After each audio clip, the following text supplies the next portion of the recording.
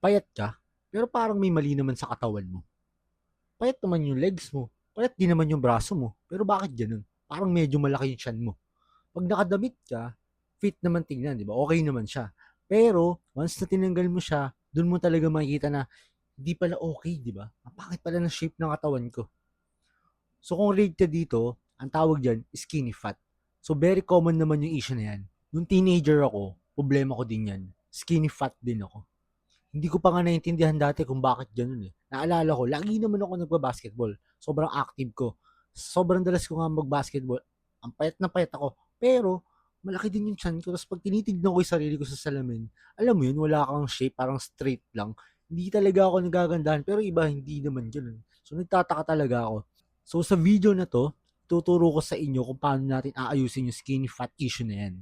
At promise ko sa'yo, kung gagawin mo yung 3 steps na to at magiging consistent ka, maayos natin yan. Pag-usapan muna natin kung bakit naging skin fat. Ganito lang kasimple yan. Kulang ka sa muscle, sobra ka sa fat. Nakukuha yan sa lifestyle habits mo. Una, kulang ka sa protein, kaya walang nabubuong muscle sa katawan mo. Pangalawa naman, kulang ka sa physical activity. Lagi ka lang nakaupo. Pangatlo, sobra yung kain mo ng carbs o kaya mga junk food, kaya nagiging fat siya. And then yung pang-apat naman, minsan, genetics na talaga siya. Pero hindi kasi natin pwedeng gawing excuse yun eh, di ba? Pag-usapan na natin kung paano natin aayusin yung skinny fat issue na yan. Di ba, sabi ko kanina, nagiging skinny fat kasi kulang sa muscle and sobra sa fat. So, ang kailangan natin gawin is mag-build ng muscle while losing fat. At ang tawag dyan is body recomposition. Kung babae ka o kung lalaki ka man, same approach lang. Parehas lang yung gagawin nyo. So step number 1 is high protein diet. So kailangan mo na talaga priority yung protein sa diet mo.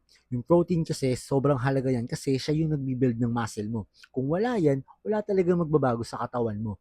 Ang pinaka-ideal is 1.6 to 2.2 grams of protein per kilo ng body weight. For example ako, 70 kilogram ako. At least 110 to 150 grams of protein per day yung kailangan ko. So ano ba yung mga source of protein? Chicken breast, itlog, isda, protein shake. So ikaw na bahala. Piliin mo kung ano yung pinakaswak para sa'yo. Ngayon, alam ko, karamihan sa inyo ayaw magbilang ng calories. Kung ayaw mo magbilang ng calories, ganito na lang gawin mo.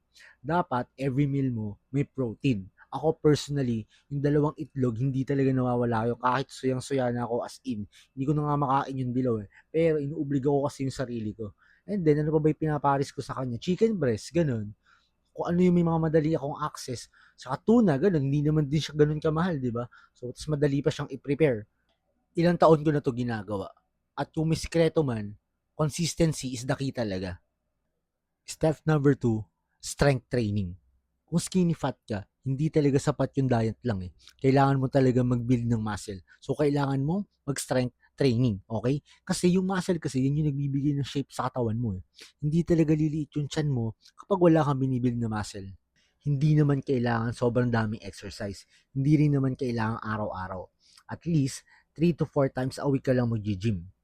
At syempre, lahat ng workout mo dapat nakapokus siya sa compound exercise. Lagi ko itong sinasabi sa video ko. Ano ba yung mga example niyan, di ba? Deadlift, bench press, squats, pull-ups. So, bakit yung compound exercise yung kailangan mong gawin? Kasi, maraming muscle ang tinatamaan sa isang exercise lang. At mas mabilis kang lalakas. At isa pang kailangan mo dyan, kailangan yung mga buhat mo is progressive overload. Meaning, over time, kailangan kahit mabagal, unti-unti kang lumalakas. Yun talaga yung goal dun. Step number 3 naman is walking. So sabi ko, walking ha. So hindi mo kailangan tumakbo. So bakit mas okay yung walking kaysa sa running? Kasi sa running kasi sobrang intense niya, pati yung muscle natin na-burn niya, hindi lang fats. So sa walking hindi kasi ganun. So ang kailangan natin gawin is ma-burn natin yung fats natin habang pinipreserve natin yung muscle natin. Kaya ang pinaka-effective para gawin yun is walking lang. At least 10,000 steps per day, di ba? Lahat tayo kayang gawin yun. So guys, konting recap lang how to fix skinny fat issue. So sabi ko kanina, we have to build muscle while losing fat. So paano natin gagawin yun? Ang step 1 is prioritize protein. Okay? High protein diet. And then step number 2 is strength training. So kailangan dyan at least 3 to 4 times a week and focus on progressive overload. And then step 3 naman is walking para ma-burn natin yung mga extra fats na yan while preserving our muscle. So guys, yun lang. Kung may napulot kang aral sa video na to, pa-like naman and then pa-share na lang din baka kasi makatulong din sa mga friends mo, di ba? And then, kung interested ka sa mga ganitong video, mag-follow ka na din kasi every week mag-upload ako ng mga ganito.